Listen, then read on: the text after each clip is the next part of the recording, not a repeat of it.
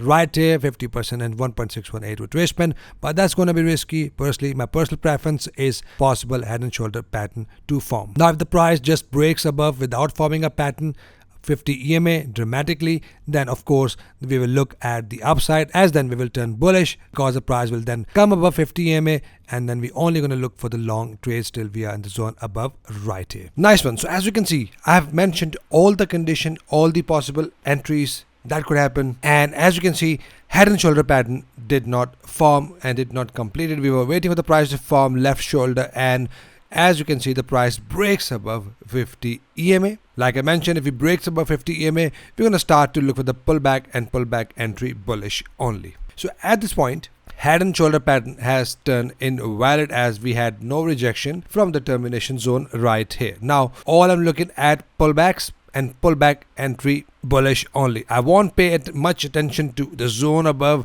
but we can expect some breather, some pullback before the price will likely head higher from here. So for the pullback entry bullish, if you follow me, you know what entry pattern I look at. Personally and ideally, I would like to wait and see the price to give us some more momentum and then a pullback followed by bullish engulfing pattern. If we have that, that is my buy signal. We just recently took an entry today in the priority group, and exactly same condition I'll be looking at to enter this trade. So wait for that. Only pullback entries, as now we are above 50 and 20 EMA. Now without conditions, we are not entering. As you can see, I had no condition here. I was looking for the possible head and shoulder pattern. An aggressive entry wouldn't have been played out here, but like I mentioned, I personally would like to enter once the pattern is formed. So if there is no pattern formed, I will now start to look for my next entry condition, which is a pullback entry bullish, and keep on taking longs till we get a condition until we hit a next level of resistance. For now, only buy trades for natural gas. Now, just to give you a heads up, let's say if we have a dramatic fall, I'll still be looking at a possible area that could be also a double bottom pattern. Let's say we have no entry condition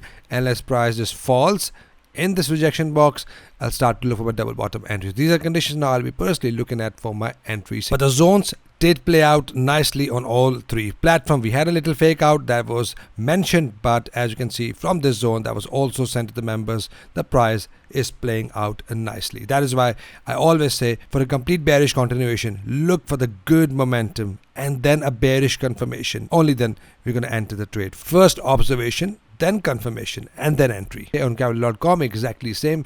We are broken above, and all these zones have been mentioned in my last video. Feel free to check that out. And now for the double bottoms, it is my rejection area if we have that. Otherwise, just pullback entry followed by bullish engulfers, and keep on taking longs until we are in the next level of resistance. So not selling as long as we are above the zone and above this recent high. Only buy trades with a pullback and with a valid pullback confirmation. Exactly here on NEMEX, the zone has been mentioned in my yesterday's video. Feel free to check that out, and that has turned out to be a fake out like mentioned yesterday. So only pullback entry bullish. I want to see some more momentum here on this platform. Once we have good momentum, then pullback followed by bullish engulfers, and keep on taking long. So only taking buy trades as the price is now broken above 50 and 20 EMA. Next up we have gold. Gold is now inside a trend continuation bullish level. Exactly like natural gas, the price did not break below and now pushed back up. So for the complete bearish momentum, I want to see good few candles below 50 EMA. Only then